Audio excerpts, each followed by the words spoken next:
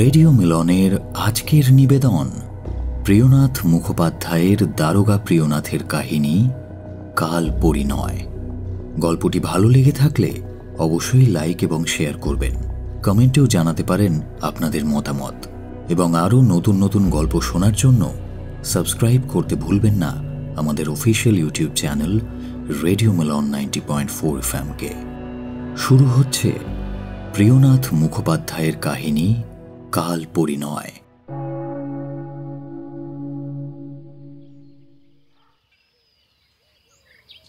গতকাল প্রায় সারা রাতই জেগেছিলাম। মুক্তারামবাবু স্ট্রিটে গণ্যমান্য একজন ব্যক্তির বাড়ির একটা চুরির কেস সমাধানে বিস্তর হয়রানি হলো, তাই আজ সকালে উঠতে একটু দেরি হয়ে গেল। যখন বেলা আন্দাজ 10টা হবে, ঠিক তখনই আমার বাড়ির অফিস ঘরের ফোনটা বেজে উঠল।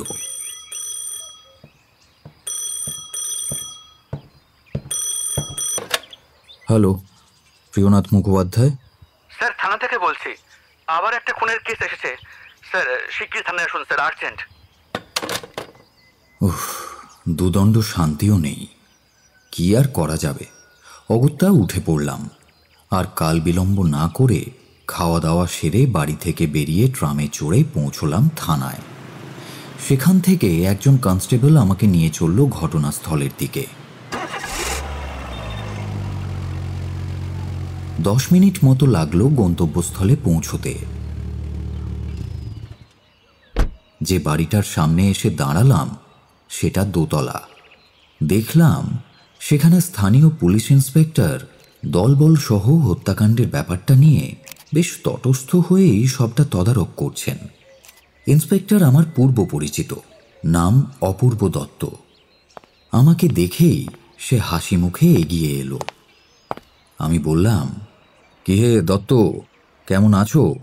এদিকের খবর কি? আর আমাদের থাকা না থাকা স্যার, দেখছেনই তো, সকাল নেই বিকেল নেই, গুচ্ছের হুচ্ছুতি।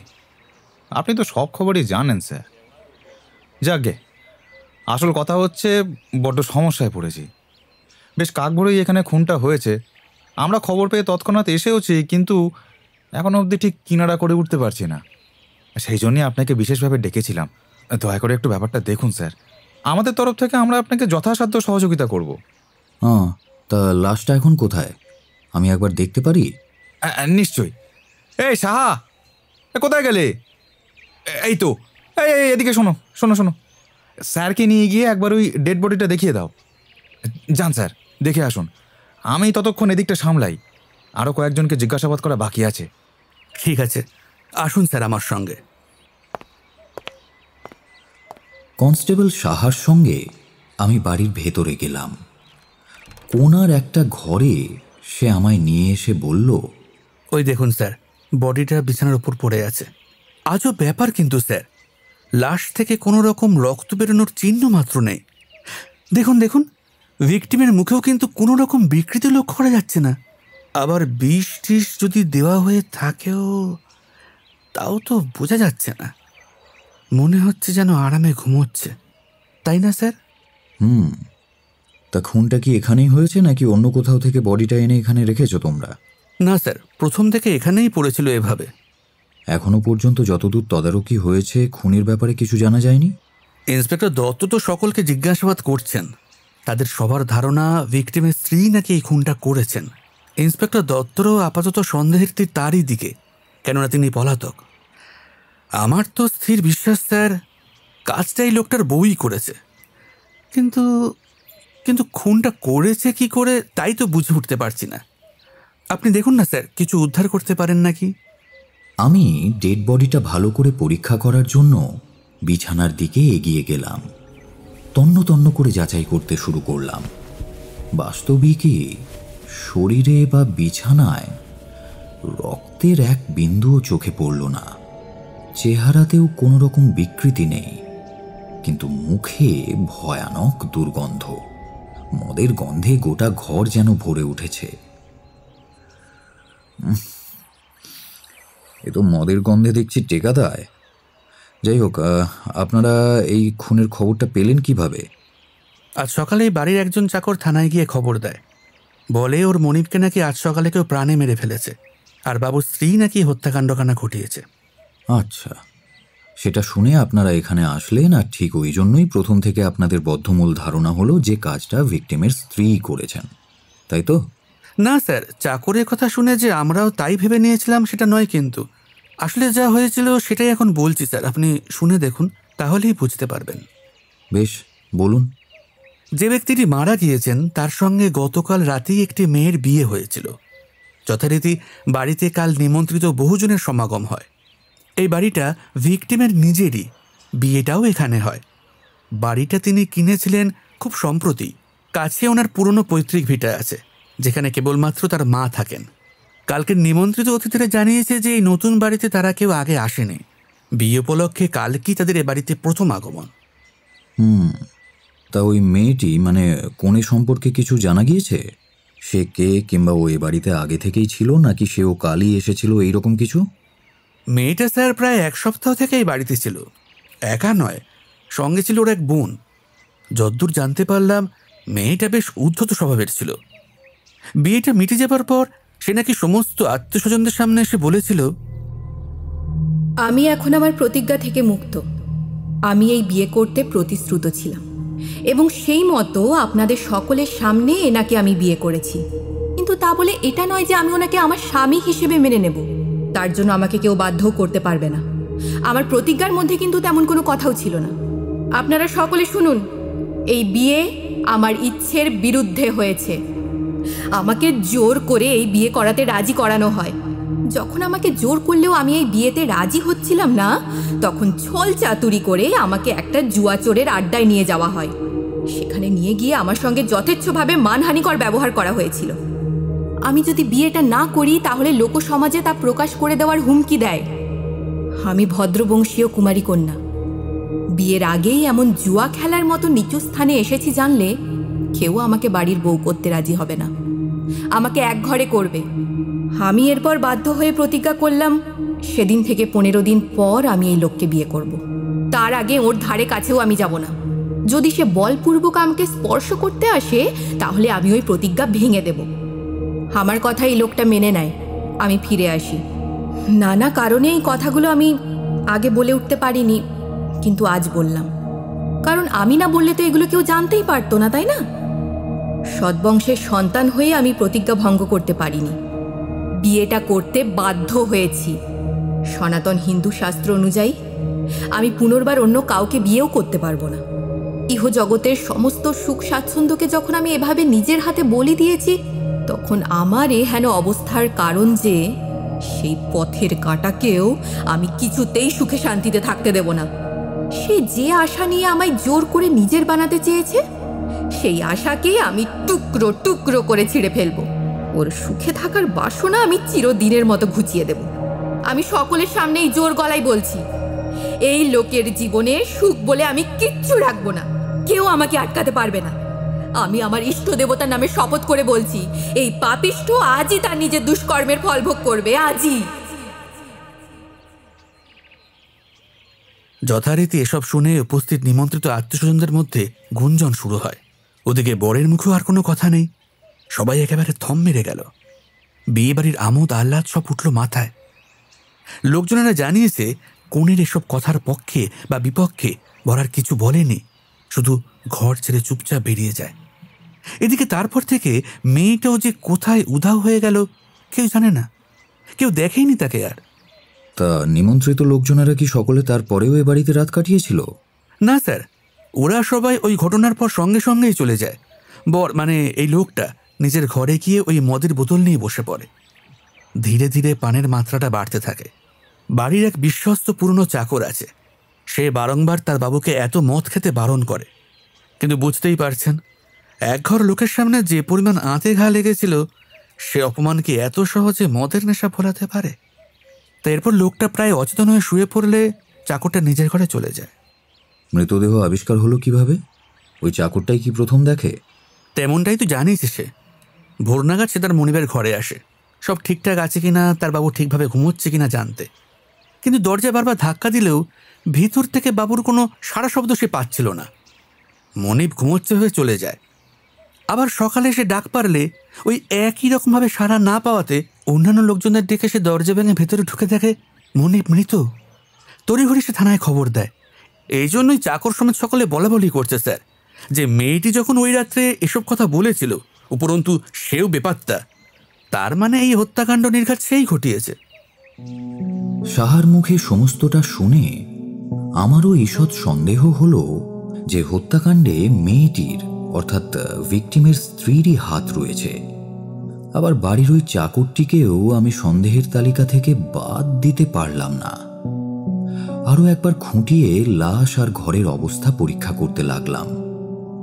খুব মন দিয়ে দেখাতে হঠাৎই আমার নজরে একটা অসঙ্গতি ধরা পড়ল। আরে এটা কি? এই রগের শিরার এখানে একটা সূক্ষ্ম ক্ষত রয়েছে, কিন্তু রক্ত বেরোনোর তো কোনো চিহ্ন দেখতে পাচ্ছি না। ঘরটা ভালো করে খুঁটিয়ে দেখতে কয়েকটা বোতল গ্লাস ছাড়া সন্দেহজনক আর কিছুই চোখে পড়ল না।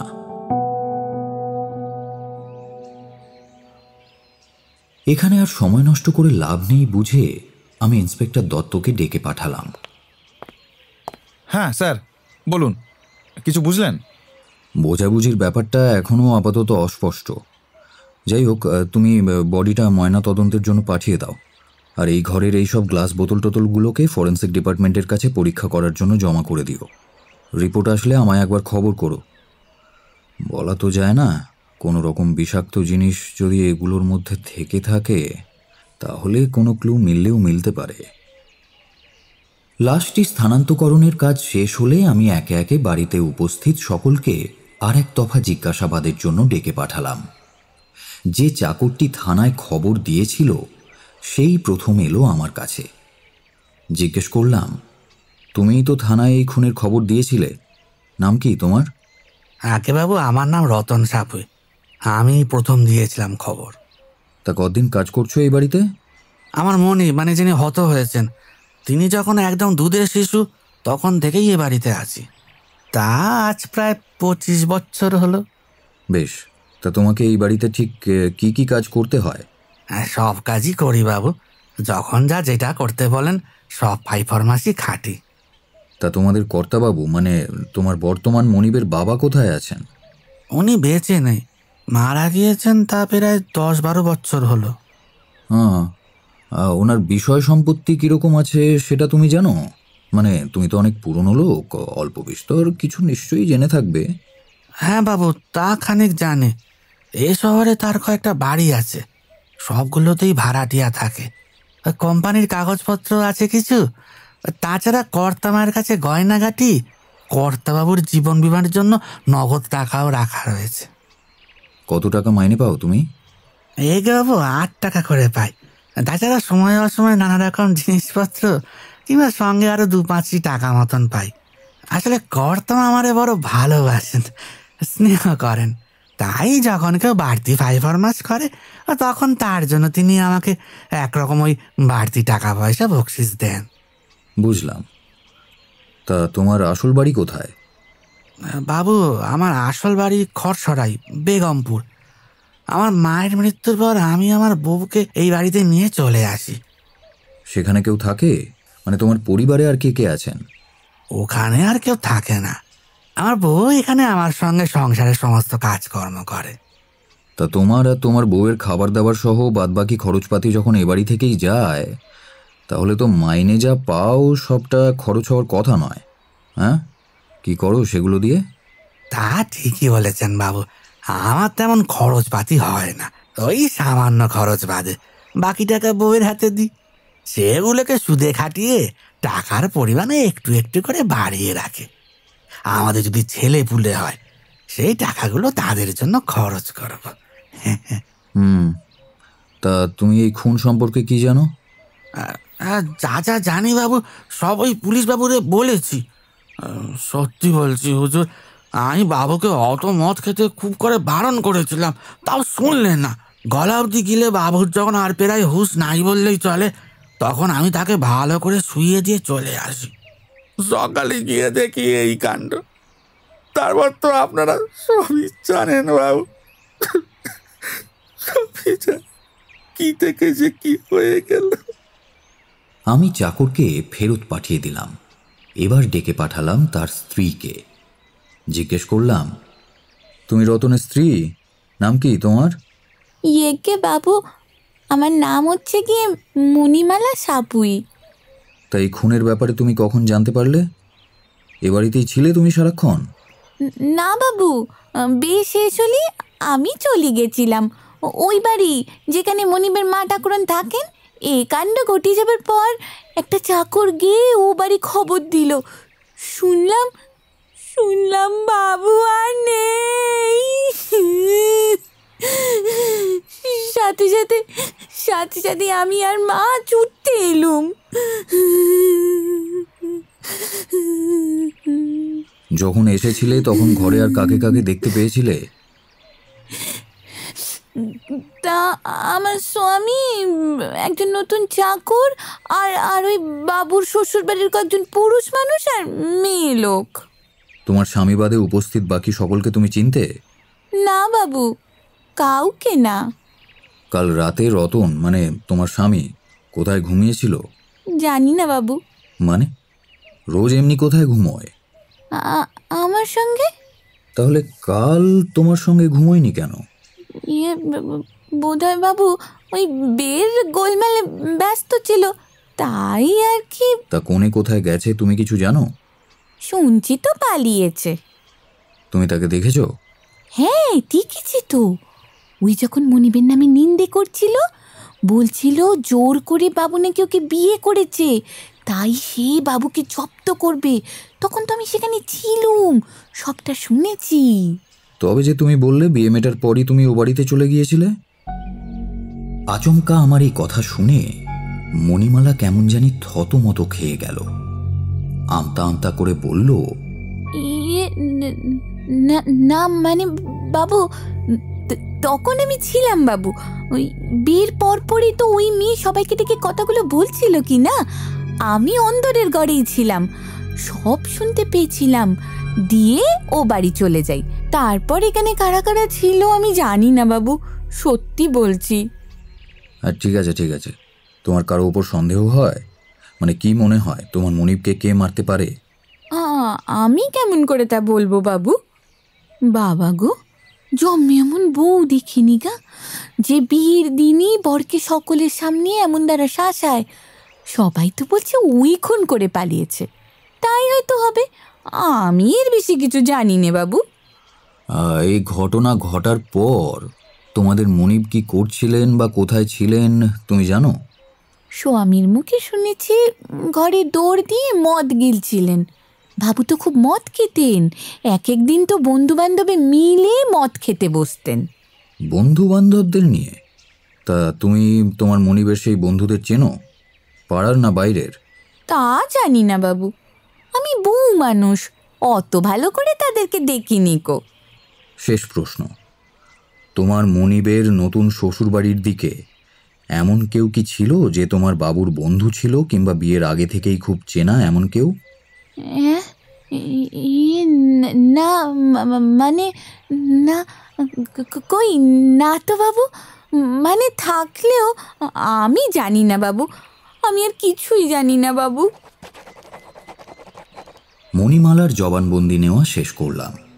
তারপর একে একে সকলকেই জিজ্ঞাসাবাদ করলাম। কম বেশি সকলেই একই কথা বলল। কেসটার খেইটা ঠিক ধরতে পারছিলাম না। বারবার মনে হচ্ছিল কিছু একটা যেন হাত ফসকে বেরিয়ে যাচ্ছে, কিন্তু সেটা যে কি সেটাই আন্দাজ করতে পারছি না।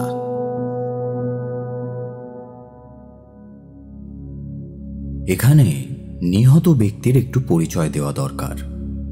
খুন হওয়া লোকটির নাম অভয়াচরণ ঘোষ, জাতিতে কায়স্থ, বাবার নাম মধুসূদন ঘোষ।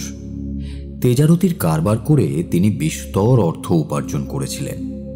এই কলকাতা শহরে তার নাকি বেশ কয়েকখানা ভাড়াটিয়া বাড়ি ছিল, কিন্তু দুর্ভাগ্যবশত মধুসূদন ঘোষ খুবই অল্প বয়সে মারা যান। তখন তার বয়স ছিল 30। মৃত্যুর আগে তিনি স্ত্রীর নামে কয়েকখানা কোম্পানির কাগজ কিনে রেখে গিয়েছিলেন। অভয়াচরণ মধুসূদনের একমাত্র সন্তান। পিতার অকাল মৃত্যুর পর মায়ের আদরে যত্নে অভয়াচরণ বড় হয়ে উঠতে থাকে। সে লেখাপড়া খুব বেশি দূর করেনি, তবে সে বড়ই চতুর এবং বুদ্ধিমান ছিল। কোনো প্রকার চাকরি বা কাজকর্ম কিছুই করত না সে। বাপের রেখে যাওয়া ভাড়াটিয়া বাড়িগুলোর জোরে আর মায়ের নামে কিছু কোম্পানির কাগজের দৌলতে আজন্ম আদর যত্নে বড় হয়ে ওঠা অভয়াকে পরিশ্রম করে আর নিজের জন্য জীবিকা নির্বাহ করতে হয়নি। সেসব বাড়ি থেকে যা ভাড়া আদায় হতো তাতেই তাদের পরিবার বেশ সচ্ছলে জীবনযাপন করত। পরিবারের মধ্যে বাড়িতে আর কেউ ছিল না, আত্মীয় স্বজনও কেউ নেই। কেবল ছিল দুজন চাকর, একজন দারোয়ান, একজন দাসী আর একজন রাঁধুনি। তবে আপন বলতে বিশেষ কেউ না থাকলেও কলকাতা শহর জুড়ে অভয়ার অনেক বন্ধু বান্ধব ছিল। কম বেশি তাদের বাড়িতে অভয়া প্রায়ই যাতায়াত করত। এমনকি ওই সকল বাড়ির মধ্যে কিছু বাড়িতে তো অন্দরমহল পর্যন্ত তার প্রবেশাধিকার ছিল। খবর মিলেছে সেই সকল বাড়ির পুরুষদের চেয়ে স্ত্রী লোকেদের সঙ্গেই নাকি অভয়াচরণের হৃদ্যতা বেশি ছিল। কিন্তু এই অভয়াচরণই এত বয়স পর্যন্ত অবিবাহিত ছিলেন। অনেকবারই নাকি অনেক জায়গা থেকে তার সম্বন্ধ এসেছিল, কিন্তু তিনি নাকি কোনো প্রস্তাবেই সম্মত হননি। যদিও এর কারণ অভয়া কখনো প্রকাশ করেনি, এবং সংসারে তার একমাত্র অভিভাবক অভয়ার মাও এই বিষয়ে আর ছেলেকে বিশেষ চাপ দেননি।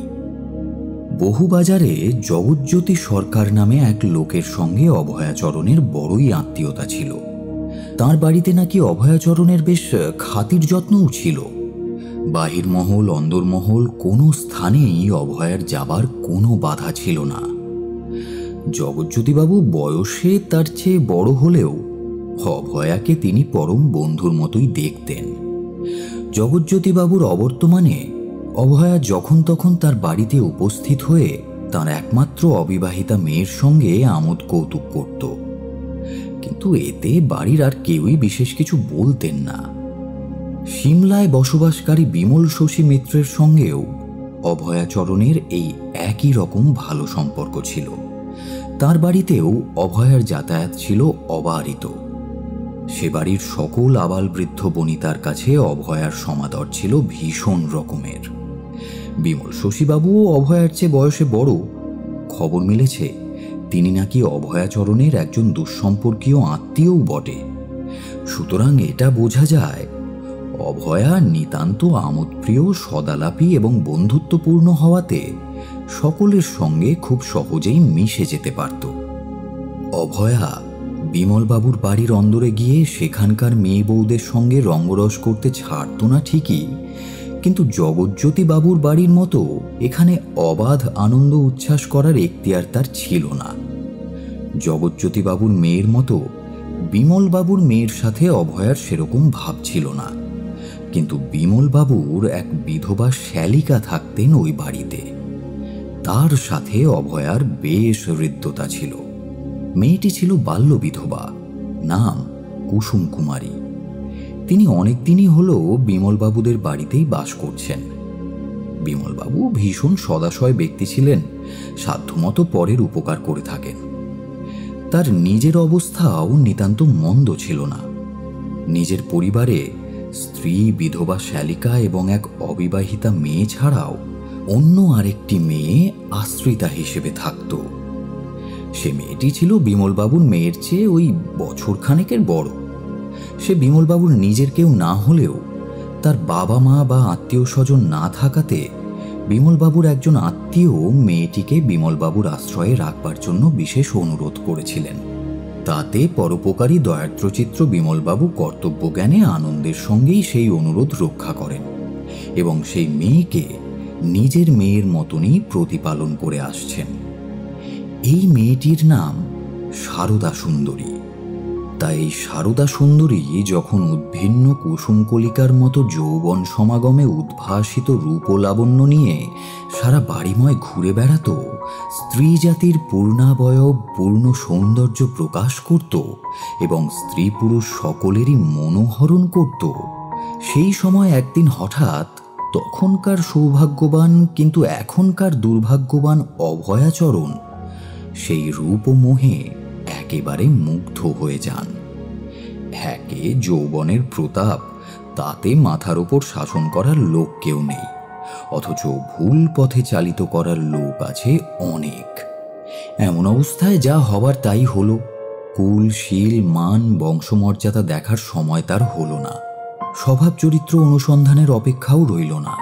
অবশ্য কারো মতামতের উপর নির্ভর করার আবশ্যকতাও ছিল না। নিজের মতেই অভয়াচরণ সারদা সুন্দরীকে বিয়ে করার জন্য মনে মনে দৃঢ় প্রতিজ্ঞ হলেন। কিছুদিন নিঃশব্দে থেকে নীরবে সারদার রূপরাশির মোহজালে জড়িত হয়ে একদিন মনের আবেগ স্থির রাখতে না পেরে অভয়া কুসুম কুমারীকে বলেই ফেলল, যেভাবেই হোক সারদার সঙ্গে আমার বিয়ে তোমায় দিতেই হবে। কুসুম কুমারী এই প্রস্তাব তৎক্ষণাৎ অনুমোদন করলেও সারদা সুন্দরী এই বিয়েতে সম্মতি দিতে একান্ত নারাজ ছিল। একদিকে মেয়ে বিয়েতে নারাজ, অন্যদিকে বর প্রাণপণে বিবাহ মিলনের জন্য চেষ্টা করতে লাগলো। তাও যখন দেখল অনুনয় বিনয় সাধ্য সাধনায় কোনো ফল হচ্ছে না, তখন কৌশলে বল প্রয়োগে উদ্যোগী হলো সে। কিন্তু বল প্রয়োগে কি আর প্রণয় লাভ হয়? তার ফল যা হতে পারে তাই হলো। এই বিবাহ সম্মতির প্রধান সহায় ছিল বিমল শশীবাবুর শ্যালিকা কুসুম কুমারী। এতে যে তার ঠিক কি স্বার্থ ছিল তা কেউই জানে না। আমিও প্রথমে ঠিক বুঝে উঠতে পারিনি, কিন্তু সে এই বিয়েতে বড়ই আনন্দিত ছিল। অভয়াচরণের আরও কয়েকটি আত্মীয় এবং বন্ধুবান্ধব ছিলেন। অবশ্য তাদের সঙ্গে এই উপস্থিত ঘটনার কোনো সম্পর্ক নেই। তবে উপেন্দ্রমোহন বসু নামে আর এক ব্যক্তির সঙ্গে অভয়ার বিশেষ বন্ধুত্ব ছিল। এই উপেন্দ্র অভয়ার এক ক্লাসের ইয়ার। অভয়াচরণের সাথে বহুবাজারের জগৎজ্যোতি সরকারের আলাপ পরিচয়ের মধ্যমণি ছিল এই উপেন্দ্রমোহন বসুই। প্রতিনিয়ত মাদক সেবনে অভয়ার কোনোদিন ফাঁক পড়ত না। হয় নিজের বাড়ি, নয় বন্ধু বান্ধবের বাড়ি, কোনো না কোনো স্থানে সে আমোদ চলতই চলত। তবে রাস্তায় বা প্রকাশ্য স্থানে কখনোই ঢলাঢলি করত না সে। একমাত্র বাড়ির ভেতরেই তা আবদ্ধ থাকত।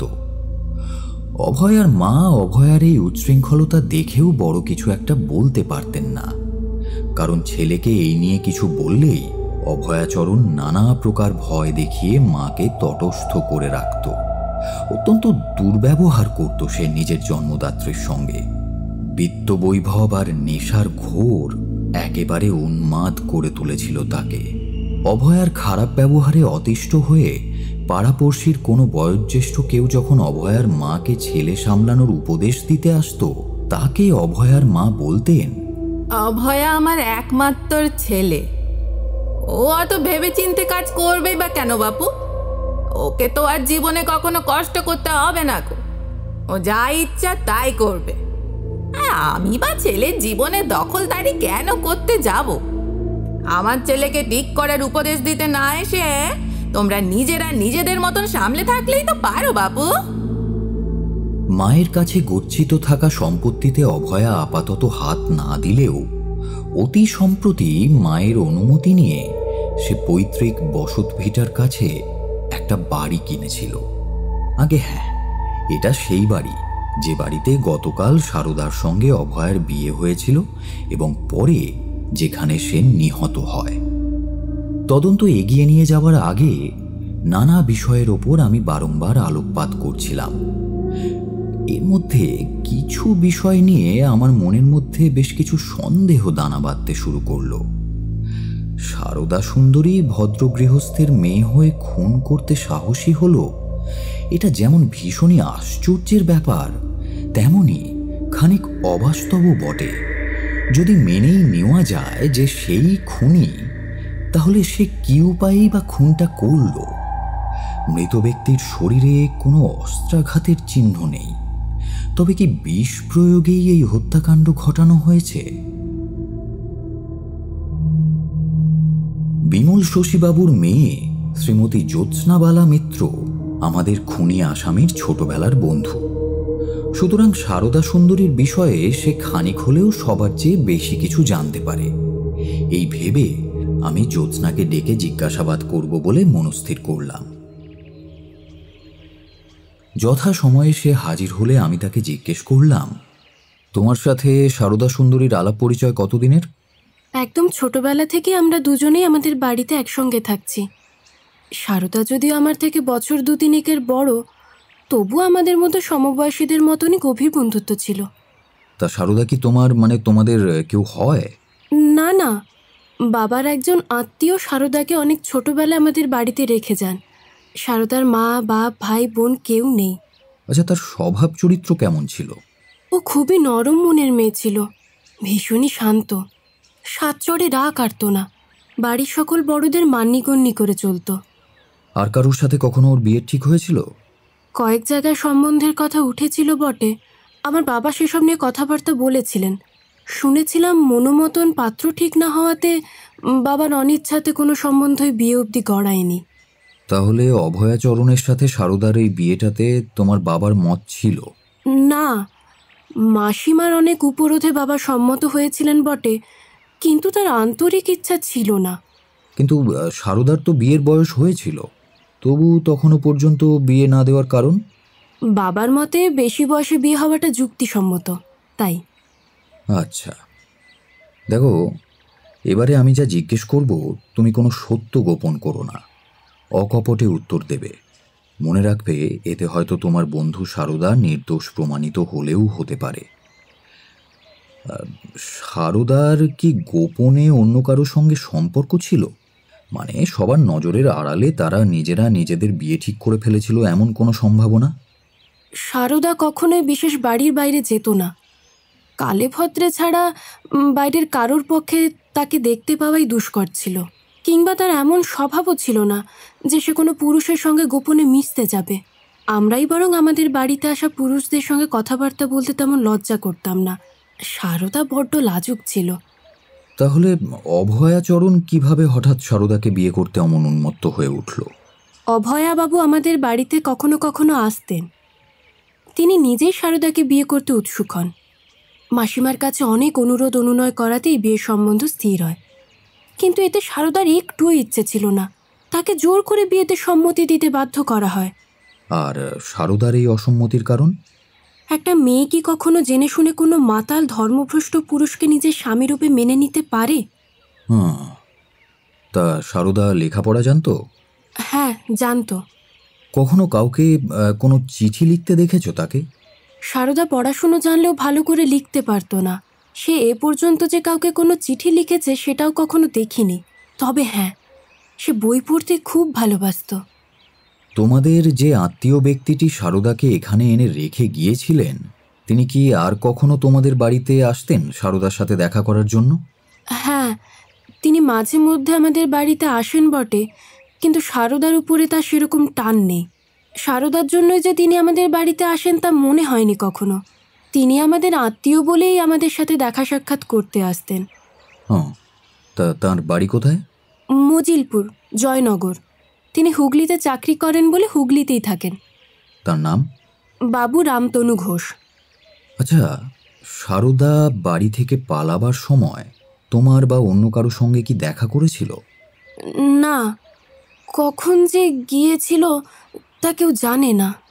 তোমার সঙ্গে শেষ দেখা কবে হয়েছিল? বিয়ের ঠিক আগে। তখন তোমার সঙ্গে কোনো রকম কোনো কথাবার্তা হয়েছিল? না, মানে সে যে এই বিয়েতে রাজি নয়, সে যে এই বিয়েটা করতে চায় না, সেটা কি কখনো তোমাকে নিজের মুখে বলেছিল সে? না, তা কখনো বলেনি। এমনকি তাকে যে জোর করে বিয়েতে রাজি করানো হয়েছিল সেটাও আমাকে বলেনি। বিয়ের পর সেই রাত্রে যখন সকলের সামনে এসে কথাটা প্রকাশ করেছিল, তখন আমিও ওখানেই ছিলাম, সবটা শুনেছিলাম। সারদা বিয়ের আগে বেশ কয়েকদিন ধরে কারোর সঙ্গে বিশেষ কথা বলছিল না, সবসময় বিমর্ষ আর অন্যমনস্কভাবে থাকতো। মাসিমার উদ্যোগে বিয়েটা ঠিক হয় বলে আমরাও তেমন কিছু বলতে সাহস পাইনি। বিশেষত সারদা আমাকেও কখনো গোপনে এই বিষয়ে কিছু জানায়নি বলে আমিও প্রকাশ্যে কাউকে কিছু বলিনি। তুমি কি সারদাকে আড়াল করার চেষ্টা করছো? মানে তুমি সারদাকে নির্দোষ ভাবছো কিভাবে? সে এতদিন মনে মনে স্থির করেছিল কেমন করে হত্যাকাণ্ড ঘটাবে, সেই জন্যই সে বিয়ের কিছুদিন আগে থেকে কারো সঙ্গে কথাবার্তা বলতো না, সর্বদা মনমরা হয়ে থাকতো। দেখুন দারোগা বাবু, ওর যেহেতু এই বিয়েতে সম্মতি ছিল না, তাই বিয়ের আগে অমন মনমরা থাকাটাই স্বাভাবিক। কিন্তু আমি নিশ্চিত করে বলতে পারি, সারদা কখনোই এরকম কাজ করতে পারে না। তার মনে কখনোই খুনের কথা আসতে পারে না। আমি তার সঙ্গে এতদিন ধরে থেকেছি, তার সঙ্গে এতদিন ধরে মেলামেশা করেছি। তার আচার ব্যবহার কিরকম সেও আমি জানি, তার স্বভাব চরিত্র কেমন ধারা সেও আমি বুঝি। সুতরাং এতে আমাকে কোনো মতেই বিশ্বাস করানো সম্ভব না যে সে কাউকে খুন করতে পারে। এত বড় ভয়ানক দুঃসাহসিক নিষ্ঠুর কাজ সে নিজের হাতে সম্পন্ন করবে, এটা ভাবাও বোকামি। কিন্তু সেদিন রাত্রে সে যে ঘর ভর্তি লোকের সামনে অভয়াবাবুকে হুমকি দিয়েছিল, সেটার অর্থ আমি তখন না বুঝলেও এখন বুঝেছি। সে মনে মনে স্থির করেছিল যে সে বিয়েটা আটকাতে না পারলেও বিয়ের পর স্ত্রীর কোনো রকম কর্তব্য পালন করবে না, অভয়াবাবুকে স্বামী হিসেবে মানবে না। কিন্তু পরক্ষণে যখন বুঝলো ওরকম পাষণ্ড লোকের জোড়াজুড়িতে তার নিজের মান সম্ভ্রম টিকিয়ে রাখা সম্ভব নয়, তখন সে পালানোর সিদ্ধান্ত নিল। চুপিসারে গৃহত্যাগিনী হলো। সে যে স্বভাবের মেয়ে ছিল তাতে নিজের জীবন বিসর্জন দেওয়া তার পক্ষে সম্ভব ছিল, কিন্তু ওই রকম ভয়ানক হিংসা মনের মধ্যে পুষে রেখে অন্য কারো জীবনকে শেষ করে দেবার মতো ঘৃণ্য কাজ সে কখনোই করতে পারে না। দেখো, তুমি ছাড়া বাকিরা সকলেই বিশ্বাস করে যে সারদা ছাড়া এই হত্যাকাণ্ড কেউ ঘটাতে পারে না। বিশেষত যেরকম ঘটনা ঘটেছে এবং নিজের মুখে সারদার সেদিন সবার সামনে দাঁড়িয়ে বলা কথাগুলো কিছুটা হলেও প্রমাণ করে যে এই হত্যাকাণ্ডের সঙ্গে সে জড়িয়ে আছে, কিংবা হয়তো প্রত্যক্ষভাবে সেই এই কাণ্ডটা ঘটিয়েছে। যে যাই বলুক, আমি বিশ্বাস করি না। আপনি তো অনুসন্ধান করছেন, আপনিও কিছুদিন পর বুঝতে পারবেন সারদা নির্দোষ। তখন আমার কথাও সত্যি বলে প্রমাণিত হবে। আমি যে তাকে ভীষণ ভালোবাসি, সে যে আমার ছোটবেলার সখী, সেজন্য যে আমি তার পক্ষ নিয়ে এত বড় বড় কথা বলছি তা নয়। আমি যেহেতু তার স্বভাব চরিত্র জানি, বুঝি, তাকে সামনে থেকে এতকাল ধরে দেখেছি, আমার মতন তাকে আর ভালোভাবে কেউ চেনে না। সেই জন্য এই কথাগুলো আমি জোর দিয়ে বলছি। এরপর জ্যোৎস্নাকে আর কোনো কথা জিজ্ঞেস করবার আবশ্যকতা দেখলাম না, সেজন্য আর কথা না বাড়িয়ে সেখান থেকে চলে এলাম। যথা সময়ে আদালতে মামলা উঠলে সমস্ত জুরি এক বাক্যে সাব্যস্ত করলেন যে অভয়াচরণ সারদা সুন্দরীর দ্বারাই নিহত হয়েছে। স্যার, আসবো? হ্যাঁ, এসো এসো, বলো অপূর্ব। এই যে স্যার দেখুন, ফরেন্সিক রিপোর্টটা চলে এসছে। কেমিক্যাল এক্সামিনারের কাছে পাঠানো গ্লাস এবং বোতলের জলীয় পদার্থ পরীক্ষা করে যে রিপোর্টটা পাওয়া গেছে না, তাতে স্পষ্ট উল্লেখ আছে যে পাত্রগুলোয় উদ্ধার হওয়া মদে কোনো বিষ ছিল না। আর হ্যাঁ স্যার, লাশ পরীক্ষা করার পর ডাক্তারের বক্তব্য অনুযায়ী কোনো সূঁচ জাতীয় অস্ত্রের দ্বারা মস্তিষ্কের শিরা আহত হওয়াতেই অভয়াচরণের মৃত্যুটা কিন্তু হয়েছে। বলো কি হে, এ তো ভারী আশ্চর্যের কথা। রীতিমতো অসাধারণ বুদ্ধিমত্তার সঙ্গে হত্যাকাণ্ডটা ঘটানো হয়েছে, এবং নিতান্ত পোড় খাওয়া খুনে ছাড়া আর কারো পক্ষে এমন চুপিসারে এই কাজ সম্পন্ন করা সম্ভবই নয়। তাহলেই ভাবুন স্যার, কোনো ভেতো হিন্দু গৃহস্থ মেয়ের পক্ষে কি এই ধরনের কাজ করা সম্ভব? আমার কপালে নতুন করে চিন্তার ভাঁজ পড়তে শুরু করল। তদন্তে আচমকা এইভাবে নতুন মোড় আসায় হঠাৎ করেই কেমন যেন খেই হারিয়ে ফেললাম। তাই সেদিনকার মতো আপাতত এই বিষয় নিয়ে আর মাথা না ঘামিয়ে বাড়ি চলে গেলাম। দারোগা বাবু, সারদার কোনো খোঁজ পেলেন? আরও কিছু বিষয় নিয়ে কথা বলার জন্য পরদিন আবার বিমল শশীবাবুর বাড়ি গেলাম। ভেতর বাড়ি থেকে জ্যোৎস্নাকে ডেকে পাঠালাম। সে এসে ঘরে ঢুকেই আমায় প্রথম এই প্রশ্নটাই করে উঠল, এবং একই সাথে আমার মুখ দেখে এও বুঝল তার প্রাণের বন্ধুটির এখনো কোনো খোঁজ পাওয়া যায়নি। তাহলে কি সারদাকে আর কখনোই? তুমি আগে বসো, দেখো আমরা সর্বত্র অনুসন্ধান করে তার খোঁজ চালাচ্ছি, আশা করি। কিন্তু তার আগে তোমাকে আরও কিছু কথা বলার ছিল, আরও কিছু কথা তোমার থেকে জানারও ছিল। তাই আজ আবার তোমাদের বাড়িতে আসা। হ্যাঁ বলুন। বাড়ি ছাড়ার আগে সারদার বলে যাওয়া কথা এবং তার হঠাৎ করে পালিয়ে যাওয়া, এই সমস্ত কিছুই আপাতত শুধুমাত্র তাকেই দোষী রূপে সাব্যস্ত করছে। কিন্তু সম্প্রতি তদন্ত থেকে উঠে আসা কিছু তথ্য কিছুটা হলেও এই ধারণাকে নস্যাৎ করছে যে সারদা খুনটা করেছে, অথচ সে যে খুনটা করেনি তার সপক্ষেও কোনো প্রমাণ নেই। তুমি আগাগোড়া বলে আসছো যে সারদা অভয়াচরণের খুনি, এটা তুমি বিশ্বাস করো না। তাহলে তুমি কি অন্য কাউকে সন্দেহ করো? মানে তোমার মতে খুনটা কে করে থাকতে পারে? কোনো প্রমাণ কি আছে তোমার কাছে? সারদা যে অভয়াচরণ বাবুকে মারেনি তার কোনো প্রমাণ নেই আমার কাছে, কিন্তু আর অন্য কারোর প্রতি সন্দেহ যেতে পারে এমন তো কাউকে ঠিক আমার মনে হচ্ছে না। ও হতে পারে বাইরের কোনো লোক হয়তো এই কাজটা করেছে। বাইরের লোক? না না না না না, বাইরের লোক এসে কিভাবে করবে এই কাজ? বাড়ির চাকরেরা তো জানিয়েছে রাত্রিতে বাড়ির সকল দরজা বন্ধ করে দিয়েছিল ওরা, একেবারে পরের দিন সকালেই দরজা খুলেছিল। তার মধ্যে বাইরের কেউ এসে কোনোভাবে দরজা খুলে ভেতরে এলেও বেরোনোর পর কোনো না কোনো দরজা তো খোলা থাকতো। যদি কেউ ছাদ দিয়ে এসে... এই কথায় হঠাৎ একটা ব্যাপারের কথা আমার মনে পড়ে গেল। হত্যাকাণ্ডের দিন যখন তন্ন তন্ন করে অভয়াচরণের বাড়ি অনুসন্ধান করা হচ্ছিল, সেদিন দেখেছিলাম যে সিঁড়ির ওপরের দরজাটা বন্ধ ছিল। চাকরকে ডেকে জিজ্ঞেস করাতে সে বলেছিল ছাদের দরজা নাকি কখনোই বন্ধ করা থাকে না।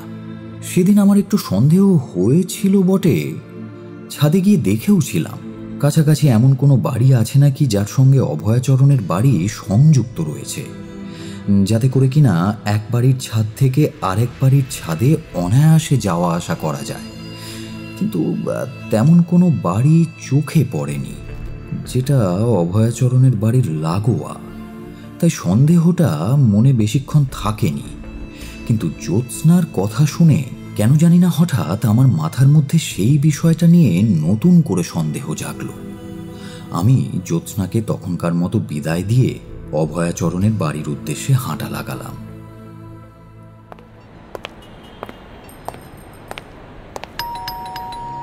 অভয়াচরণের বাড়ি এসে পৌঁছতেই চাকর রতন সদর দরজাটা খুলে দিল। আমি তাকে কিছু না বলে একেবারে ছাদে চলে গেলাম এবং সেখানে গিয়ে চারপাশটা আরও একবার ভালো করে নিরীক্ষণ করলাম। অভয়াচরণের বাড়ির ছাদটা চারপাশের অন্যান্য বাড়ির তুলনায় কিছুটা হলেও উঁচু, সুতরাং অন্য বাড়ির ছাদ টপকে এই বাড়িতে আসাটা কিছুটা হলেও কষ্টসাধ্য ব্যাপার। অনেকক্ষণ ইতিউতি দেখার পরেও বহিরাগত কারোর এই বাড়িতে ছাদ দিয়ে প্রবেশ করার তেমন কোনো উপযুক্ত প্রমাণ আমি খুঁজে পেলাম না। তাই আর সেখানে দাঁড়িয়ে না থেকে নিচে চলে এলাম।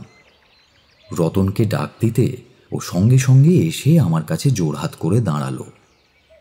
আগে কিছু বলছিলেন দারোগা বাবু? আচ্ছা, তোমাদের ওই পাশের বাড়িতে কে থাকে, নাম জানো তার? না বাবু, সে বাড়িতে কে থাকে তা তো জানি না। এই দিন কত আগেও ও বাড়িতে কেউ থাকতো না।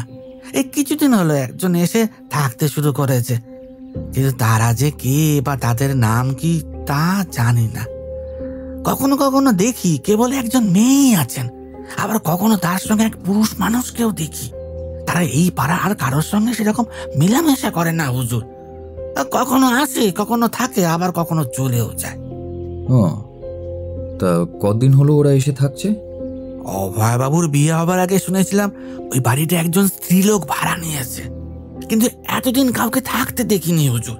3-4 দিন হলো ওখানে দেখছি তারা আসা যাওয়া করছেন। একদিন তো আমাদের বাবুর এক বন্ধুকেও আমি ওই বাড়ির ভেতর ঢুকতে দেখেছিলাম, আবার কিছুক্ষণ পরেই বেরিয়ে গেলেন তিনি। আসলে হয়েছে কি, ও বাড়ির সদর দরটা আমাদের বাড়ির রান্নাঘরের জানলা দিয়ে দেখা যায় কিনা, আর আমি তো সারাক্ষণ রান্নাঘরেই কাজকর্ম করি, তাই জানালা দিয়ে আমি দেখতে পাই কখন কে ঢুকছে কখন কে বেরোচ্ছে। তো সেই দিন এইভাবেই বাবুর বন্ধুকেও দেখতে পেয়েছিলাম। তা তোমার বাবুর বন্ধুটির নাম কি? আগে হুজুর তার নাম হচ্ছে উপেন্দ্র বাবু। বহুবাজার অঞ্চলে তিনি থাকেন। অভয়বাবু বেঁচে থাকতে তিনি প্রায় এই বাড়িতে আসতেন, বাবুর সাথে গল্প করতেন, একসাথে মদও খেতেন। বাজারের কোথায় বাড়ি সেটা বলতে পারো? তা তো জানি না বাবু। বেশ, তা তিনি যখন আবার আসবেন তখন একবার আমাকে খবর দিও তো। ঠিক আছে বাবু, ঠিক আছে। আচ্ছা, ওই পাশের ভাড়াটিয়া বাড়িটার মালিক কে? এগে বাবু, মালিকের নাম হচ্ছে অমরনাথ মুখুজ্জে। তাঁর বাড়ি কাঁসারি পাড়া। তিনি ট্যাক্স অফিসে কাজ করেন। তখনকার মতো আমি রতনকে আর কোনো কথা জিজ্ঞেস না করে চলে এলাম। মনে মনে ভাবলাম, একজন একা স্ত্রীলোক এত বড় একটা বাড়ি ভাড়া নিয়েছেন, তবে কি খারাপ কোনো উদ্দেশ্য নিয়ে তিনি একাই এ বাড়িতে থাকতে এসেছেন? কিন্তু রতন তো বলল শুধু স্ত্রীলোকই নয়, সে ওই বাড়িতে আরেকটা লোককেও দেখেছে। আবার কিছুদিন আগে অভয়াচরণের বন্ধু উপেন্দ্রবাবুকেও বাড়িতে ঢুকতে দেখেছে সে। সব কেমন যেন গুলিয়ে যাচ্ছে আমার। না, যে করেই হোক ওই ভাড়াটিয়া মহিলাটির ব্যাপারে ভালো করে খোঁজ খবর নিতে হবে।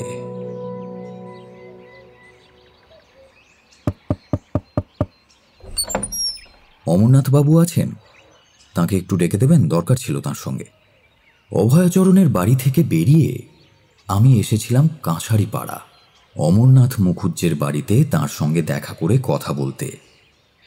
ভেতরে ঢুকে মুখুজ্জেবাবুর সঙ্গে প্রাথমিক আলাপ পরিচয় সেরে আমি সরাসরি তাকে জিজ্ঞেস করলাম, দেখুন, ওই দর্জিপাড়ায় ইন্দ্রপ্রস্থ লেনে আপনার যে বাড়িটা আছে সেটা আমি ভাড়া নিতে চাই। মাফ করবেন, সে বাড়ি ভাড়া হয়ে গেছে। আপনি বোধহয় বুঝতে পারছেন না আমি কোন বাড়িটার কথা বলছি। এই 4-5 দিন আগেও তো দেখলাম সে বাড়ি তালাবন্ধ হয়ে পড়েছিল, আর বাড়ির সামনের দেওয়ালে একটা কাগজে লেখা ছিল বাড়ি ভাড়া দেওয়া হবে। ও পাড়ায় আমার একটাই বাড়ি আছে, যেটা কিছুদিন আগে এক ভদ্রমহিলা অগ্রিম টাকা দিয়ে ভাড়া নিয়েছেন। সুতরাং আমি তো আপনাকে আর ওই বাড়িটা ভাড়া দিতে পারবো না। ও আচ্ছা আচ্ছা আচ্ছা, জায়গাটা সত্যিই খুব ভালো ছিল। ভাড়াটা আমার সবিশেষ প্রয়োজন ছিল। যাক, কি আর করা যাবে। তা একজন ভদ্রমহিলা নিয়েছেন ভাড়াটা বললেন, তাই না? তাকে চেনেন আপনি? না, তার খুব বেশি পরিচয় আমার কাছে নেই, কিন্তু এটুকু জানি যে তিনি বেশ সম্ভ্রান্ত বংশের মহিলা। বহুবাজারে থাকতেন আগে। তার বাবা কাজের জন্য পশ্চিমে থাকেন, মা অনেক আগেই মারা গেছেন। ভাই বোন কেউ নেই, তাই ওই বহুবাজারের বড় বাড়িটা ছেড়ে দিয়ে আমার এই বাড়িটা ভাড়া নিয়েছেন। বেশ, ঠিক আছে, অনেক ধন্যবাদ। আপনার বাড়িটা তো আর ভাড়া পেলুম না, দেখি অন্য কোথাও চেষ্টা করে। পথে আসতে আসতে চিন্তা করলাম, বহুবাজারে জগজ্যোতিবাবুর মেয়ে তো শুনেছিলাম অভয়াচরণের প্রণয়াকাঙ্ক্ষিনী ছিল, তবে সেই ওই বাড়ি ভাড়া নেয়নি তো।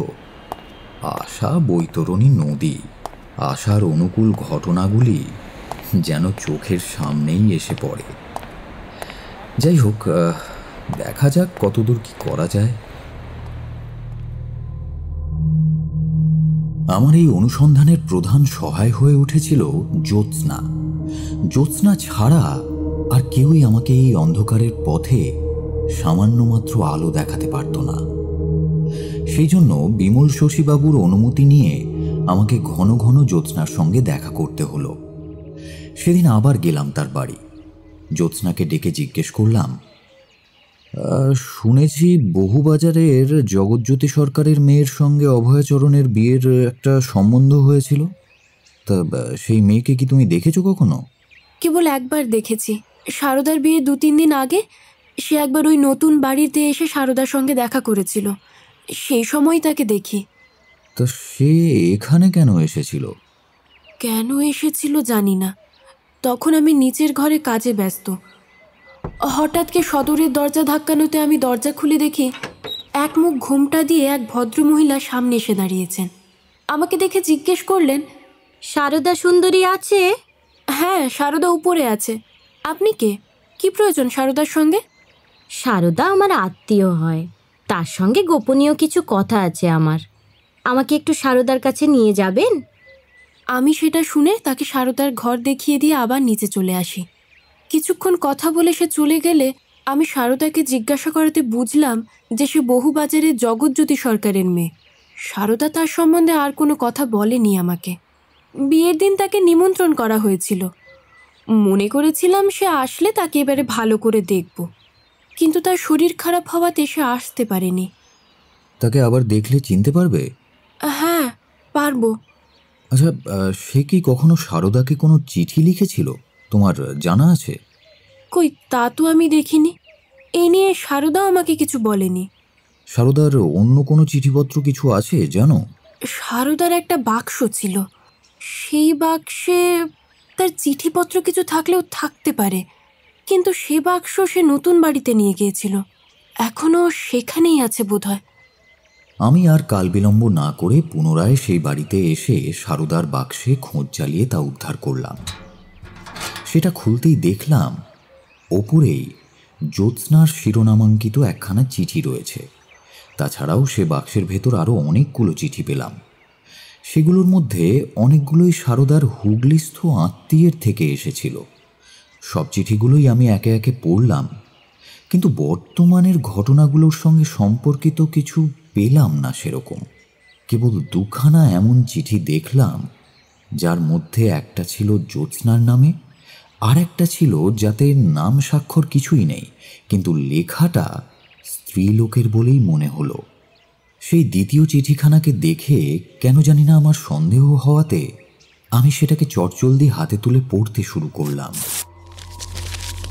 সেখানে লেখা রয়েছে, সেদিন তোমার সহিত দেখা করতে গিয়া প্রত্যাখ্যাতা হইয়াছি, অতএব তুমি জানিও তোমাকে তোমার সুখের আশায় জলাঞ্জলি দিতে হইবে। তোমার সুখের একমাত্র আশ্রয় একেবারে ধরাশায়ী হইবে, ইহা নিশ্চয় জানিও। চিঠিগুলো নিয়ে আমি পুনরায় জ্যোৎস্নার কাছে এলাম। তার নামাঙ্কিত চিঠিখানা তার হাতে দিলাম। জ্যোৎস্না সেটা পড়তে পড়তে বলল, দেখুন দারোগাবাবু, এতে যা যা লেখা আছে তাতে যে সারদা নির্দোষ তার প্রমাণ আছে। এই বলে সারদা লিখিত সেই চিঠিখানা জ্যোৎস্না আমাকে পড়তে দিল। সেখানে লেখা ছিল, প্রিয় জ্যোৎস্না, তুমি আমার বাল্যসখী। বয়সে তুমি ছোট হইলেও আমি তোমাকে সমবয়স্কা বন্ধুর ন্যায় দেখি। এ সংসারে তুমি ভিন্ন, আর কেউ আমার আত্মীয় বান্ধব নাই। তুমি আমার হৃদয় ভালো রূপ জানো। আমি কাহাকেও কখনো কষ্ট দিই নাই, কিন্তু আমার মনে যে কষ্ট হইয়াছে তাহা কেহ কখনো যেন ভোগ না করে। ইদানিং আমার মন অত্যন্ত খারাপ হওয়াতে আজ তোমার সহিত পর্যন্ত ভালো করিয়া কথা কহিলাম না, তজ্জন্য আমাকে ক্ষমা করিও। আমি তোমাদের নিকট অনেক বিষয়ে ঋণী। বাবাকে বলিও এ জন্মে তোমাদের ঋণ শোধ করিতে পারিলাম না। আমার মনের অবস্থা অত্যন্ত খারাপ। কষ্টে আমার জন্ম হইয়াছিল, কিন্তু তোমাদের আশ্রয়ে আমি সুখ পাইয়াছিলাম। এইবার একেবারে জন্মের মতো সুখের পথে কণ্টক পড়িয়াছে। আমার ইহজীবন একেবারে নষ্ট হইয়া গেল। তুমি তো সকলই জানো, আর অধিক কি বলিব। আমার সম্পূর্ণ আন্তরিক অমতে এই বিবাহ হইতে চলিয়াছে, কিন্তু ইহা ভবিতব্য, ইহাতে আমার আর কোনো হাত নাই। আমার এই ঘৃণিত জীবন এই লোকালয়ে দেখাইবার আবশ্যকতা নাই। এই পোড়ামুখ আর কাহাকেও দেখাইব না। কিন্তু আত্মহত্যাও মহাপাপ, আর তাহা করিতেও সাহস নাই। যাহা হোক, পরদিবস আর আমাকে কেহই দেখিতে পাইবে না। দেখিবার জন্য কেহ চেষ্টাও করিও না। ইহা আমার দিব্যি রহিল তোমাকে। তোমরা সুখে থাকো, ঈশ্বরের নিকট প্রার্থনা করি। আমার কথা পুনর্বার ভাবিলে, আমার অনুসন্ধান করিতে প্রবৃত্ত হইলে ইহা নিশ্চিত জানিও তাহাতে আমারই অনিষ্ট সাধন করা হইবে। অতএব সেই বিষয়ে নিজেও সম্পূর্ণ উদাসীন থাকিবে, আর অপরকেও উদাসীন করিতে চেষ্টা করিবে। ইহা আমার শেষ সবিনয় অনুরোধ। মনের কথা তোমায় বলিলাম, আর কেহ যেন ইহা জানিতে না পারে। ইতি।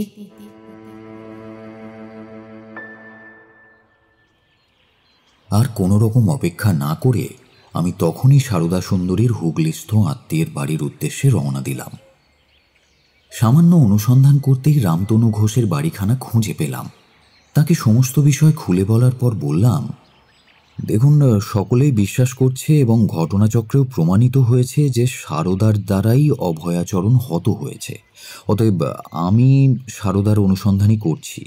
আমার বিশ্বাস আপনি এ সমস্তই জানেন এবং সারদা এই মুহূর্তে কোথায় আছে তাও আপনার অজ্ঞাত নয়। সুতরাং এই বিষয়ে আপনি কোনো কথা গোপন করবেন না। কারণ গোপন করলে আপনারই ক্ষতি হবে। আমি কলকাতা ডিটেকটিভ পুলিশের তরফ থেকে আসছি, সুতরাং বেশি চালাকি করার চেষ্টা না করাই ভালো। আপনি এসব কি বলছেন? আমি এসব কিছুর বিন্দু বিসর্গ জানি না। দোহাই ধর্মের, আমি সজ্ঞানে আপনার সঙ্গে মিথ্যাচার কেন করব? যেদিন ওই ঘটনা ঘটেছে বলে আপনি জানাচ্ছেন, তার 2-1 দিন আগেই আমি সারদার থেকে একটা চিঠি পেয়েছিলাম। তাতে লেখা ছিল তার অমতে বিমল শশীবাবু এক পাত্রের সঙ্গে সারদার বিয়ের সম্বন্ধ স্থির করেছেন।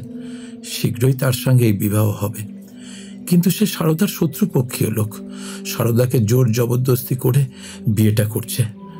সুতরাং তার কবল থেকে উদ্ধার করবার জন্য সারদা আমাকে চিঠিখানি লেখে এবং বলে দেয় যে কাউকে আমি যেন কিছু জিজ্ঞাসা না করি, এমনকি বিমল শশীবাবুকেও না জানিয়ে একেবারে হঠাৎ সেই নির্ধারিত দিনে উপস্থিত হয়ে আমি যেন তাকে বিয়ের আগেই অন্যত্র স্থানান্তরিত করি, নয়তো এর অন্যথা হলে সে বাধ্য হয়ে আত্মহত্যা করবে। এই জন্যই আমি মনে মনে একটুও দ্বিধা না রেখে সারদার কথায় সম্পূর্ণ বিশ্বাস করে সেই দিন রাত্রেই আমার অন্য আরেক আত্মীয় টালা নিবাসী বাবু হরিহর ঘোষের বাড়িতে তাকে রেখে এসেছি। যদি আমি ঘুণাক্ষরও জানতাম যে সারদা খুন করে এভাবে পালিয়ে যাবে, তাহলে কি আমি তাকে সাহায্য করতাম? দারোগাবাবু, মাফ করবেন, কিন্তু আমার এখনো বিশ্বাস হচ্ছে না যে সারদা খুনি। বেচারি মেয়েটা আজন্ম দুঃখিনী। গোপনে মেয়েটার ক্ষতি করার জন্য তার এক আত্মীয় আজ প্রায় 12-13 বছর ধরে লাগাতার চেষ্টা করছে। আমি সেই ভয়ে ওকে বিমল বাবুর বাড়িতে রেখেছিলাম, আর এখনো সেই জন্য হরিহর বাবুর বাড়িতে রেখেছি। যাই হোক, আমি আজই সেখানে কি আপনার হাতে সারদাকে সমর্পণ করব, কিন্তু দয়া করে দেখবেন ন্যায় বিচার যেন হয়। তারপরও যদি সারদা দোষী প্রমাণিত হয় তাহলে আমার কিছুই। সারদার মা মৃত্যুকালে তার ওই একমাত্র কন্যাকে আমার হাতে সঁপে গিয়েছিলেন। আমিও দায়িত্ব সহকারে মেয়েটির ভার নিয়েছিলাম। আমার বিশ্বাস আমার সিদ্ধান্ত এতটা ভুল হতে পারে না। বাবু, আপনার নামে একখান টেলিগ্রাম এসেছে। আমাদের কথাবার্তা চলাকালীন রামতনুবাবুর এক চাকর এসে একটা টেলিগ্রাম দিয়ে গেল। তিনি অন্যমনস্কভাবে সেটা নিয়ে অবহেলা ভরে পাশের বিছানার উপর রেখে দিলেন। আমি জিজ্ঞেস করলাম, কোত্থেকে এসছে টেলিগ্রামটা? কি জানি, তা বলছি আমরা আগামী ট্রেনে কলকাতার উদ্দেশ্যে রওনা দিচ্ছি। তবে হ্যাঁ, কিন্তু ওই টেলিগ্রামখানা কোথা থেকে এসেছে সেটা বরং আপনি এখনই খুলে দেখুন। রামতনুবাবু নিতান্ত অনিচ্ছা সত্ত্বেও অন্যমনস্কভাবে টেলিগ্রামটা খুলে মনে মনে পড়তে লাগলেন। কোথা থেকে এসেছে? রামতনুবাবু হঠাৎ শিউরে উঠে নিতান্ত আকুলভাবে শশব্যস্ত হয়ে টেলিগ্রামখানা আমার হাতে ফেলে দিয়ে বললেন, আসুন, এখনই আসুন, আর তিলার্ধ বিলম্ব করার সময় নেই। আসুন। আমি চটচল দিতে সেখানে হাতে নিয়ে দেখলাম সেটা কলকাতা থেকে এসেছে। আমরা যার অনুসন্ধান করছি এটা তার ব্যাপারেই। তার সংবাদ বড়ই গুরুতর। হরিহরবাবু লিখেছেন, সারদা নিরুদ্দেশ হইয়াছে, সম্ভবত হরিচরণবাবু তাহাকে হরণ করিয়া লইয়া গিয়াছে।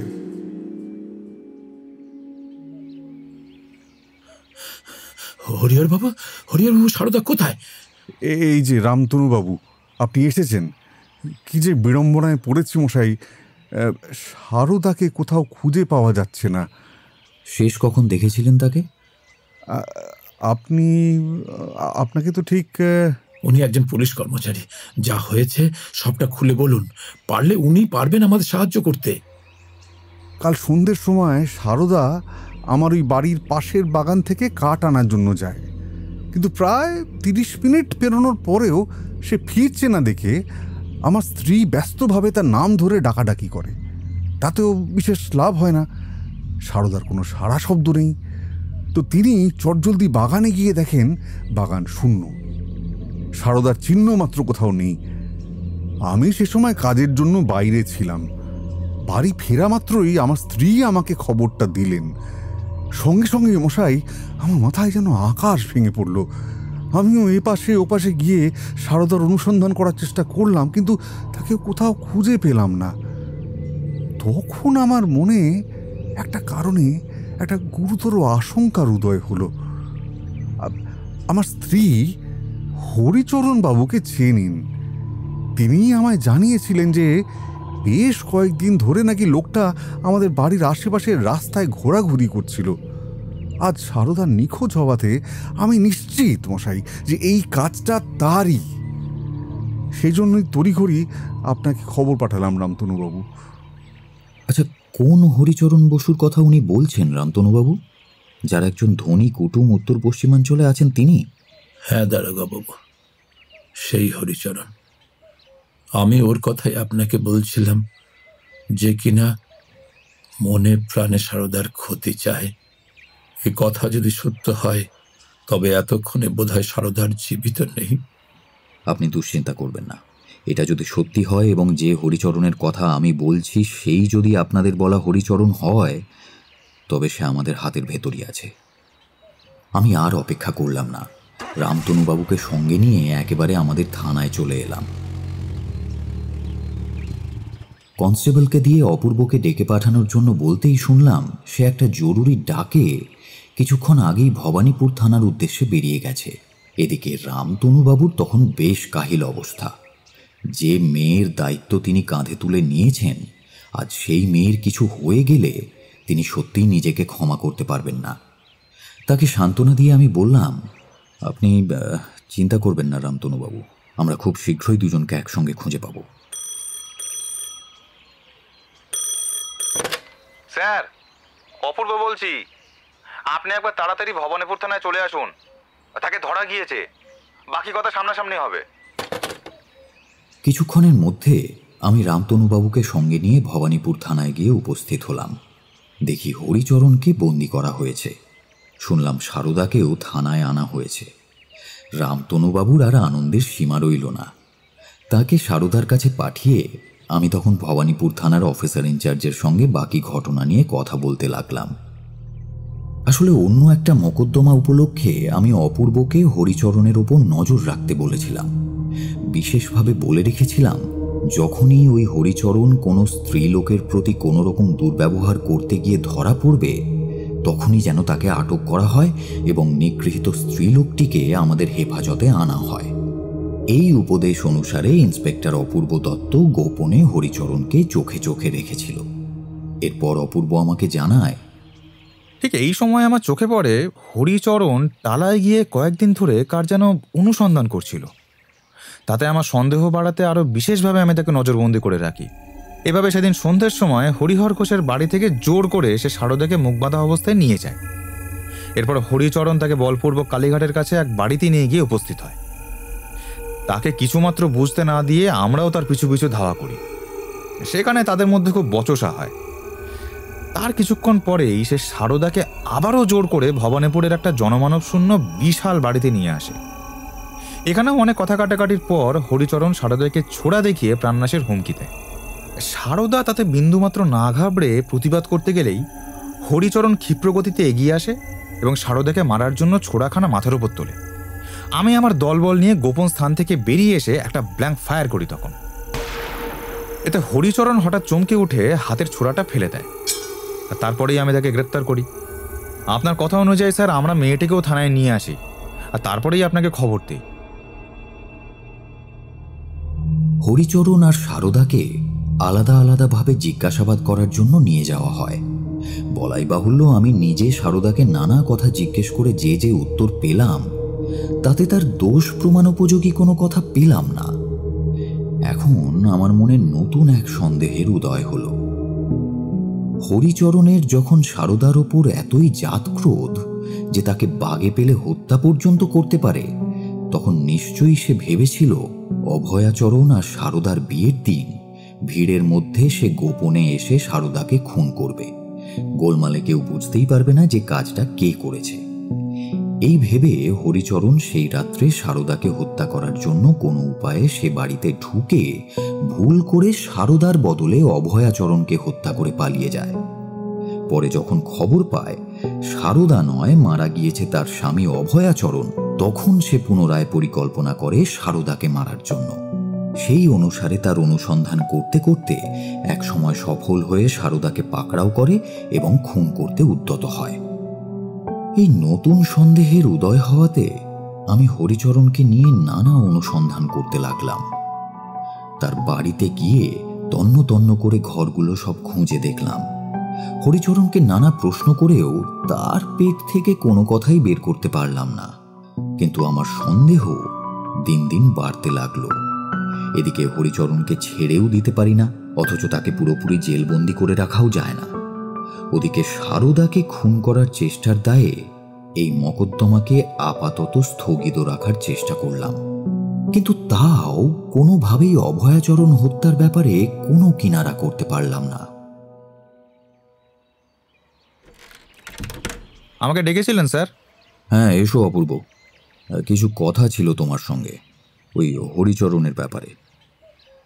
আচ্ছা, তুমি এতদিন হরিচরণকে ঠিক কোথায় কোথায় যেতে দেখেছো বলো তো? আর কার কার সঙ্গেই বা সে মেলামেশা করতো? একটু বিস্তারিতভাবে বলতে পারো?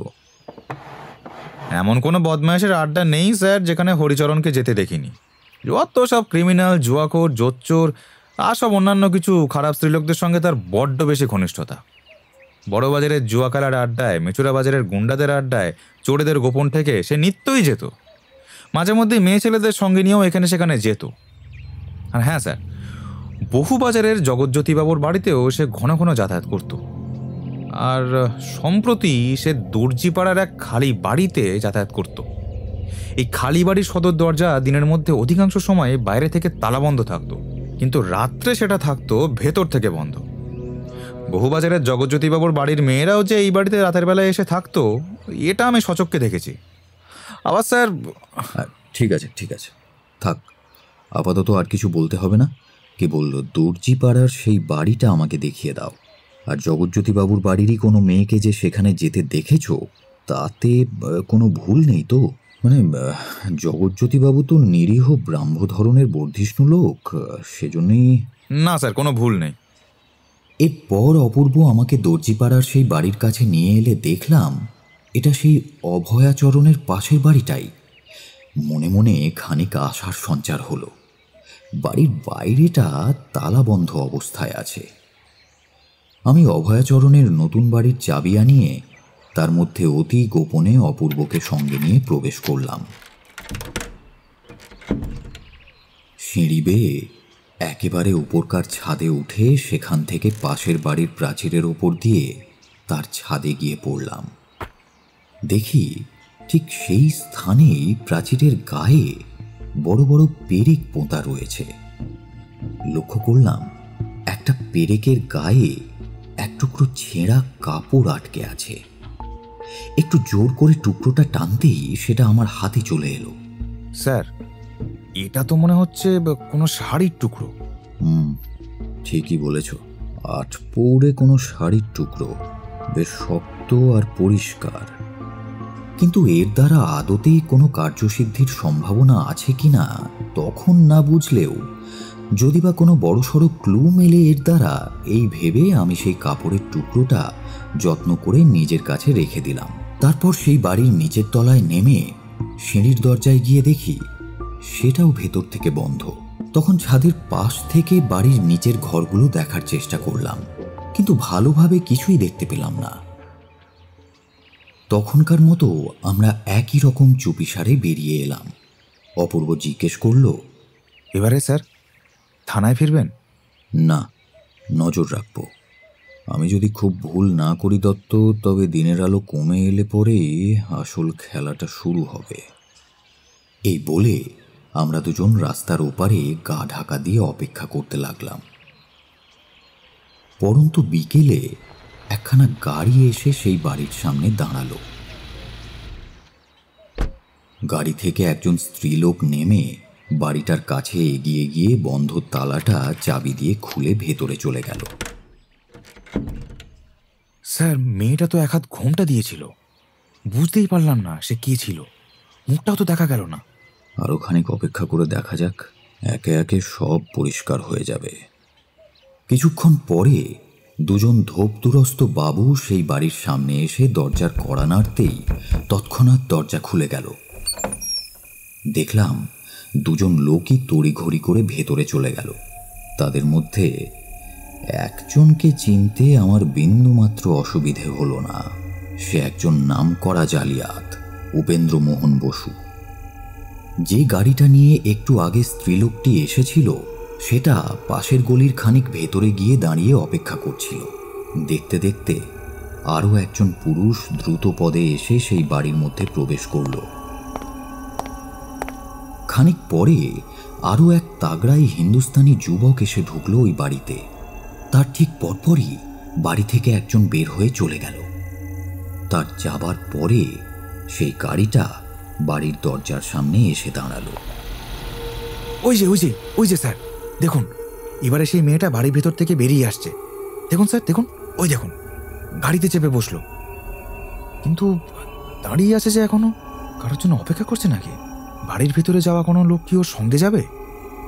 ভেতরে ঢোকার সময় মেয়েটার মুখ ভালোভাবে না দেখতে পেলেও এইবারে তার মুখটা আমি পরিষ্কার দেখতে পেলাম, এবং দেখতে পাওয়া মাত্রই চমকে উঠলাম।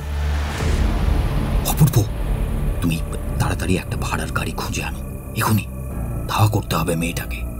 ওদের হারাতে দেওয়া চলবে না কোনো মতেই। অপূর্ব দৌড়ে গেল গাড়ি খুঁজতে, কিন্তু দুর্ভাগ্যবশত ওই মেয়েটার গাড়িটা সেই মুহূর্তেই ছেড়ে দিল। আমি আর অপেক্ষা না করে পায়ে হেঁটেই সেই গাড়িটাকে অনুসরণ করলাম, কিন্তু 2-4 পা যেতে না যেতেই দেখি অপূর্ব গাড়ি নিয়ে হাজির। আমি গাড়োয়ানকে মৃদু স্বরে মেয়েটির গাড়িটিকে অনুসরণ করতে বললাম। দেখি ক্রমেই সেই গাড়ি জগৎজ্যোতি বাবুর বাড়ির সামনে গিয়ে দাঁড়ালো। স্ত্রীলোকটা গাড়ি থেকে নেমে সোজা বাড়ির মধ্যে প্রবেশ করল। তখন তাকে নিঃসন্দেহে চিনলাম। ও আর কেউ নয়, জগৎজ্যোতি বাবুর মেয়ে। এখানে বলে রাখি, বেশ কিছুদিন আগে জগৎজ্যোতি বাবুর বাড়ি থেকে বেশ মোটা অঙ্কের ধনসম্পত্তি চুরি যায়। তার অনুসন্ধানের ভারও আমার উপরেই পড়ে। যদিও আমি তার কিনারা কিছু করতে পারিনি, কিন্তু সেই সময় থেকে জগৎবাবুর বাড়ির মেয়ে বউদের আমি মোটামুটি চিনি। সুতরাং মেয়েটিকে দেখে স্বাভাবিকভাবেই আমি বড় আশ্চর্যান্বিত হলাম।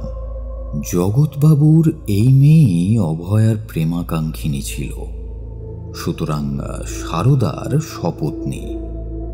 আমার মনে নতুন সন্দেহের উদয় হলো। সেই খালি বাড়ি থেকে পাওয়া পেরেকে আটকে থাকা কাপড়ের টুকরোটার কথা হঠাৎ মনে পড়ল। মনে মনে ভাবলাম, এই সূত্র ধরেই এবারে অনুসন্ধানের পথ বের হবে।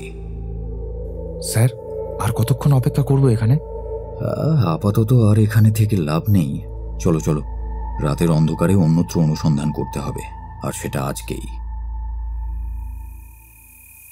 রাত্রে আবারও আমি আর অপূর্ব অভয়াচরণের পাশের সেই খালি বাড়ির মধ্যে সকলের অজ্ঞাতসারে প্রবেশ করলাম। স্যার, আপনার কথা অনুযায়ী আমাদের ফোর্স অভয়াচরণের বাড়িতে গোপনে অপেক্ষা করছে। ইঙ্গিত পেলেই ওরা চলে আসবে। ভালো কথা।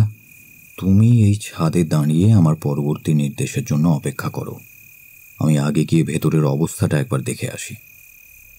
বাড়িটা এখন আর খালি নেই। ছাদের সিঁড়ি থেকেই ভেতর বাড়িতে থাকা প্রাণের স্পন্দন টের পাওয়া যাচ্ছে। আর একটু এগোতেই দেখি কতকগুলো লোক বসে একটা ঘরে।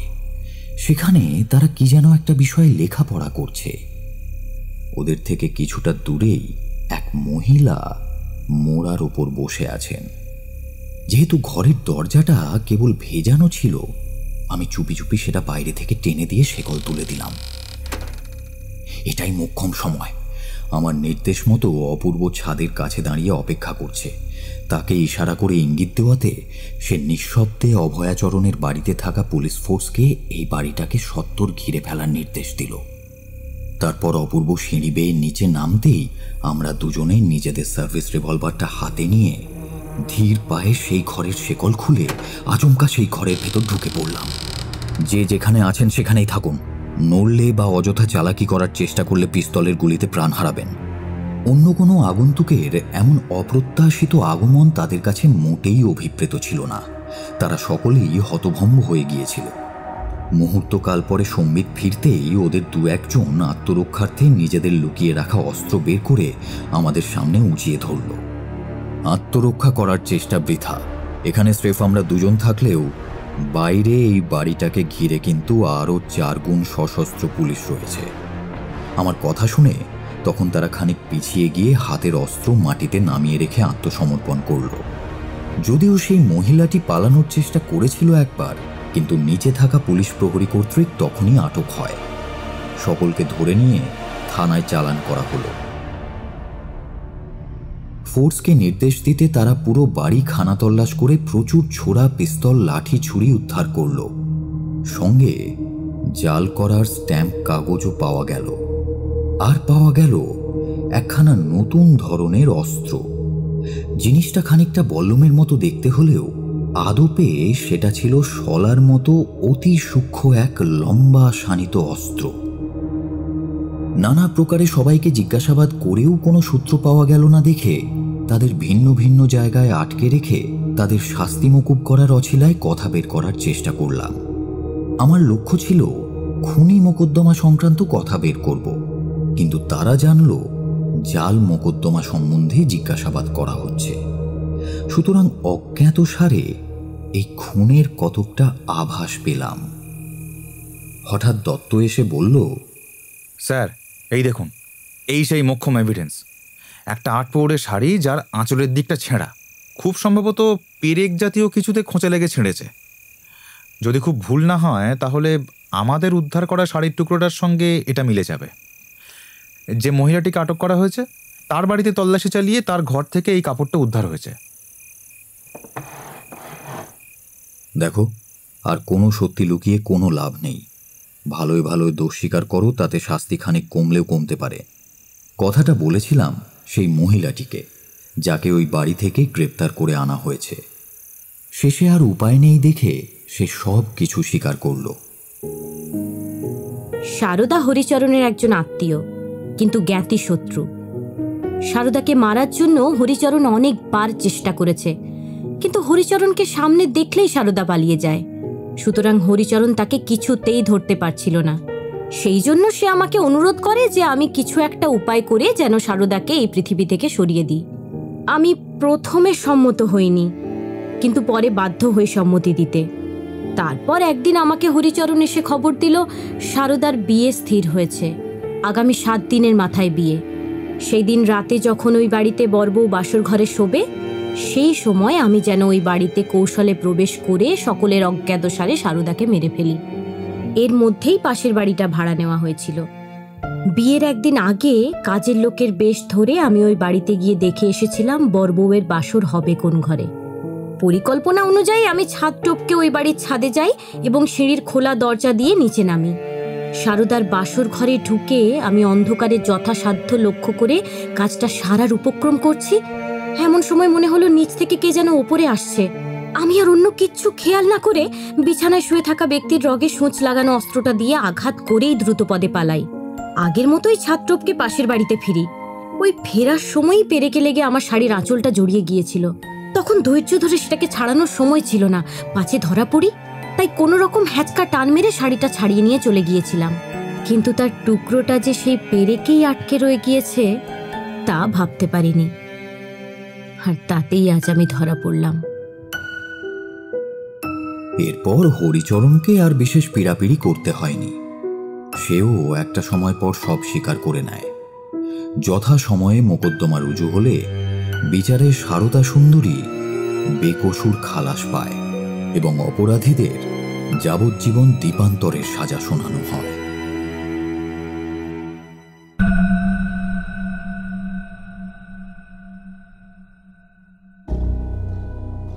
এতক্ষণ আপনি শুনছিলেন প্রিয়নাথ মুখোপাধ্যায়ের কাহিনী কাল পরিণয়, only on radio Milan 90.4 FM। Inspector দত্তর চরিত্রে স্নেহাদ্রি, সাহা এবং রতনের ভূমিকায় সৌরভ, মনির ভূমিকায় উষসী, জ্যোৎস্নার চরিত্রে রীতি, মুখুজ্জের ভূমিকায় শান্তম, সারদা এবং অভয়ার মায়ের চরিত্রে শ্রোতা, রামতনুর ভূমিকায় দীপক, হরিহরের চরিত্রে দীপঙ্কর, জগজ্যোতি সরকারের মেয়ের ভূমিকায় সঙ্গীতা, গল্প পাঠে দারোগা প্রিয়নাথ এবং অন্যান্য চরিত্রে সায়ন। নাট্যরূপ দান Nargis. Poster and publicity design divine comedy. Editing and sound designing Mainur. সমগ্র পরিকল্পনা এবং পরিচালনা সায়ন। আগামী সপ্তাহে আরও একটি নতুন গল্প নিয়ে হাজির হব আমরা। শুনতে থাকুন রেডিও মিলন 90.4 FM।